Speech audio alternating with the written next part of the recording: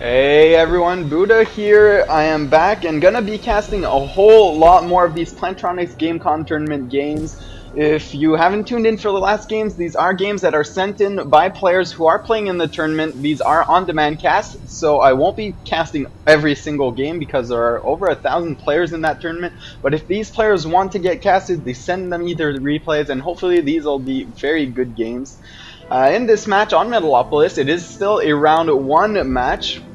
We have our red Protoss ryuushin. I hope I'm saying that right, so I'll just call him Ryu for the rest of the game.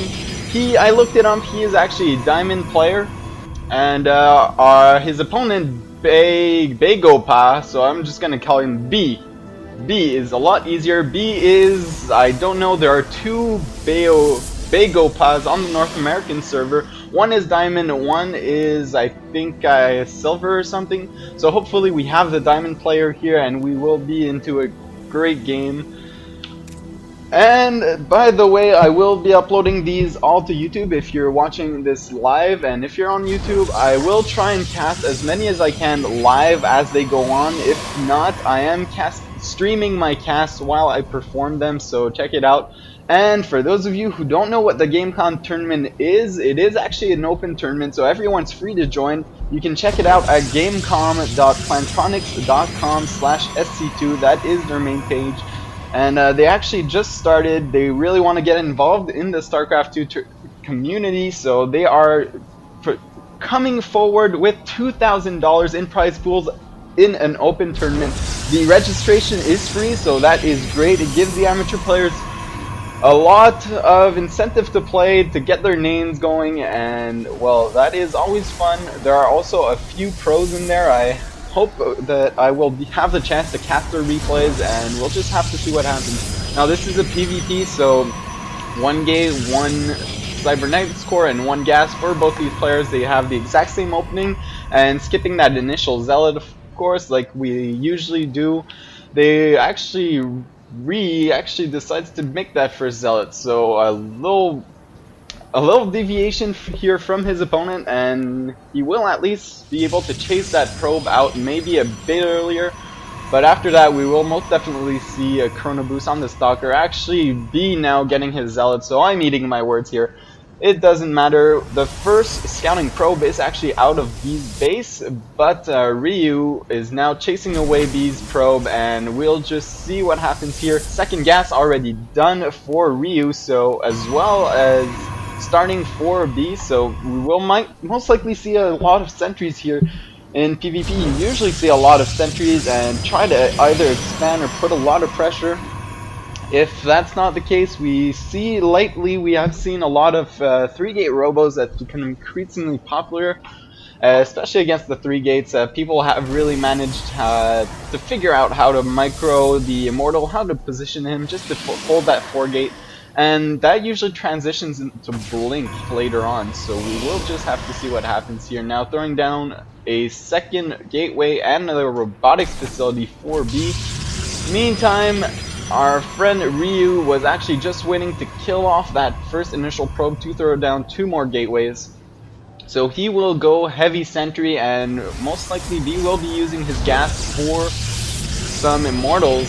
And if we look at the average APM, my guess is that B is actually the diamond player on the ladder. We'll just have to see. He hasn't really done any mistakes, and I definitely don't think he is at the silver level. So I do think he is actually a diamond player. So it is 2 diamonds duking it out on Metalopolis. So hopefully we'll see a good map, a good game here. Now the observer is already out for B, so he'll be able to scout everything that Ryu is doing. He's adding on a 4th gateway as well as a forge, so we will be seeing some 4-gate pressure here with a lot of sentries in it. You can see he has already 400 gas stocked up. So when these gates finish warping in, he will warping a whole lot of sentries. Just forgetting about it for just a second. Now a Twilight Council, so we might just go for Blink here.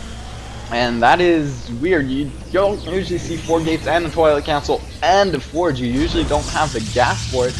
But since he already has a 450 50 gas stocked up and absolutely no sentries. He might be able to pull this off. We'll just have to see. Warping in 3 sentries now to getting his gas count a bit lower. Remember, that is the important thing. Will he be able to actually make use of this forge with that +1 upgrade? That would be great. Actually deciding to just build a cannon with that first forge instead of getting upgrades.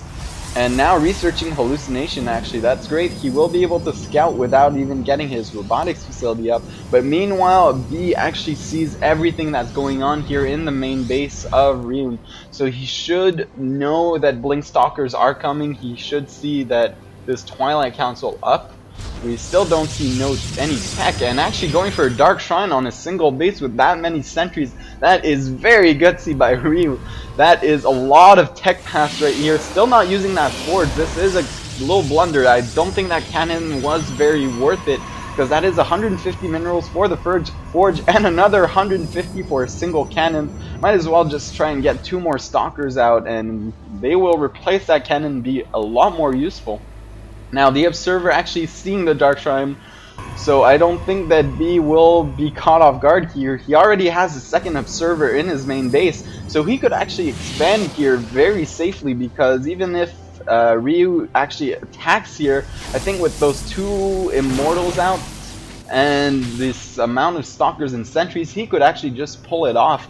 And there he goes, he actually moves down his ramp node, decides to stay in his base for now, and we'll just have to see what happens here in this PvP. Not any kind of pressure coming out for any of these 2 players. It has been very passive as of now, and still no blink research nor charge actually for our player Ryu. He has a lot of zealots here, so charge could be useful, especially against these Immortals. These Immortals, you want them to target the Zealots, and the Zealots take so much damage from them because obviously they are light. They don't take the full 50 damage, they only take the 20, and with charge they just get there so much faster, and you get to actually get so many more hits down. While these Zealots actually tank damage, you have the rest of your units, usually a lot more Stalkers to deal the damage. Now 4 DTs warping in on the low ground here. We'll just have to see what kind of damage they can do. But with this Observer, with the main army, I really don't think that anything's going to happen here. I wonder if he didn't see this Observer. Remember, you can actually see that little blur from the Observer. If you watch closely at his cam, you can see this little blur here, especially when he moves. It's a lot more evident. But he will try and engage this army, get completely denied because of its Observer. So he knows what's up. He knows that these DTs won't do anything. Most likely will control the towers or warp them into Archons. Now getting his own expansion, while the B, his expansion is almost done. You can see that the Harvester tab actually favors Ryu just a tiny bit. Now getting double gas at his expansion right away, as well as a cannon to defend that. Now warping these DTs into Archons, and these Archons will do huge damage against, especially against the Zealots. And now just researching Zealot legs, still no blink, but during that time actually B is getting a robotics base, so Colossus will be very effective against this army composition, especially these Zealots. They will get so much damage from the Colossus. He really needs to attack before these Colossus come out, or he will be in trouble. Now the expansion is done for both these players, still no transfer. I guess he just forgot for a moment, but B actually transferred a few and now keeps producing drones. Palon on the low ground just to be able to warp in more stuff there, and still nothing too particular from these 2 players. We have seen a hallucinated Phoenix, so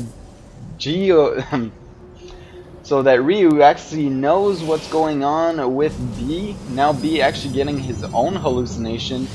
That is a weird choice. I guess he wants to get more big units in his army so that Ryu will actually might focus them down. Maybe 3 hallucinated Colossus could tank actually a lot of damage, or even hallucinated Archons here can tank so much damage if you put him in front.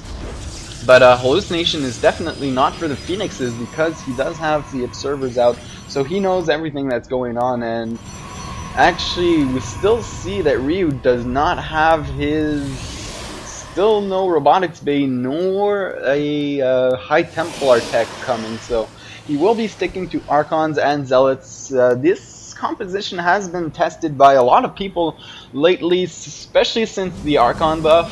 It can be manageable, but it's very tricky to pull off